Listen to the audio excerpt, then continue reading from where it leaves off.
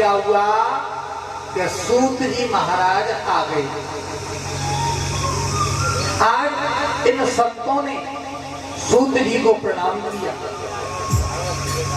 और संतों को तो प्रणाम करना ही चाहिए।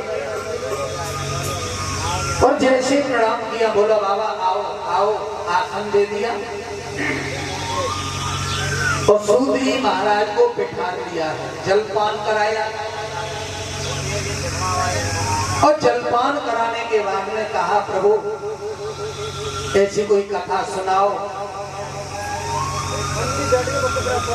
जिससे समाज का कल्याण हो।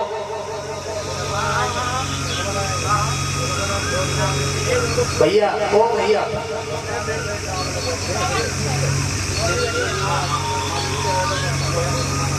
एक पंडित जी की कथा आती है भागवत में, माता ध्यान से सुना। एक ब्राह्मण पंडित जी बड़ा सरल स्वभाव के थे। परीक्षित जी इतना सरल स्वभाव कि कोई कछु कह जाए मैंने कोई चिंता। जन्म हुआ पंडित जी का, जब हमने देखो जन्म से सुनाऊंगा, जन्म हुआ मैया जन्म दे के दुनिया से चली गई। मैया ने जैसे उन ब्राह्मण देवता को जन्म दिया, आज वो मैया स्वर्ग सिधार गई। उन पंडित जी के जो पिता थे वो भी समय आने पर कुछ दिनों के बाद वो भी चले गए। बच्चा अकेला रह गया, ना तो कोई भैया और ना तो कोई बहन। गांव वालों ने लालन पालन किया, पाला पलोसा बड़ा किया और यहाँ तक किया लाला बैठ जाए इन बच्चों को बैठा। यहाँ तक किया मेरे भाइयों कि आज वो ब्राह्मण देव जिनका नाम था आत्मदेव, क्या नाम था? आत्मदेव, याद रखना। अब आत्मदेव नाम के पंडित जी बड़े भाई और यहाँ तो बड़े भाई भैया पंडित जी शादी लायक। गांव वाले बोले चनौरा वाले ऐसा करो भैया, जब शादी बादी करते हैं लेकिन मैया है ना, पिता है ना, बेचारे को कोई ना, हम ही तुम कहे। और याद रखना भाइयों जिसका कोई नहीं होता उसका परमात्मा है। जिसको कोई जगह नहीं देता उसको तो मेरा गोविंद देता है, उसको मेरी मैया देती है।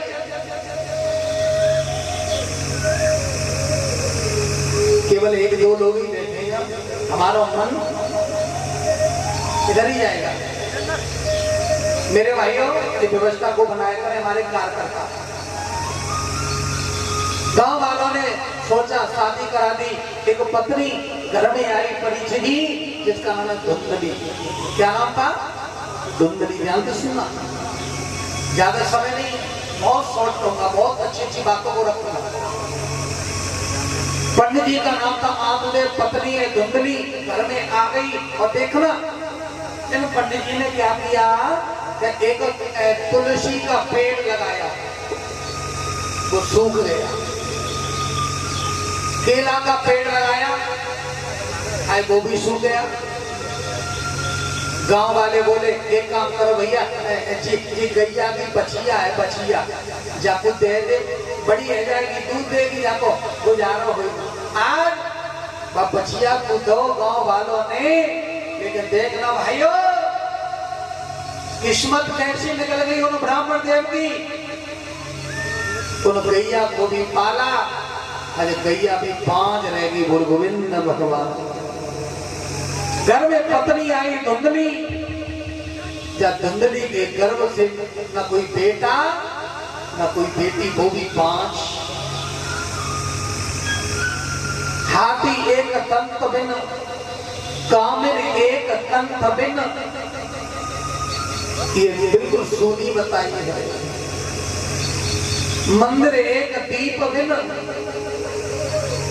प्रजा एक भूप बिन, माया एक पुत्र बिन, सुनी बताई है। घर में सब सुख है उन ब्राह्मण देवता के भाइयों, लेकिन देखना तुलसी का पेड़ लगाया परीक्षित जी, वो भी सूख गया।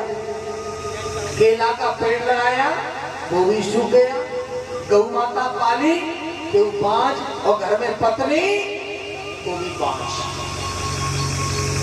ब्राह्मण देवता सोचने लगे, हे भगवान ये कौन सा नजारा। तो लोग कहने लगे ये पापी है पंडित है, गांव वाले हो ऐसे पंडित जी का मुंह मत देखो जिसके कोई संतान नहीं। यहाँ तक बात बढ़ गई परीक्षित जी, अब कैसे वो बात को सहन करे पंडित जी। एक दिन बोले पंडितानी धुंधली, मेरा तो मन होता है कि कहीं मर जाऊं।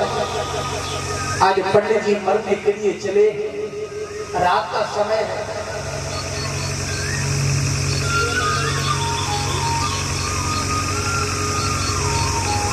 अभी करवा दूंगा, ठीक है? हाँ 10 मिनट बाद थोड़ा कथा भी सुन लीजिए।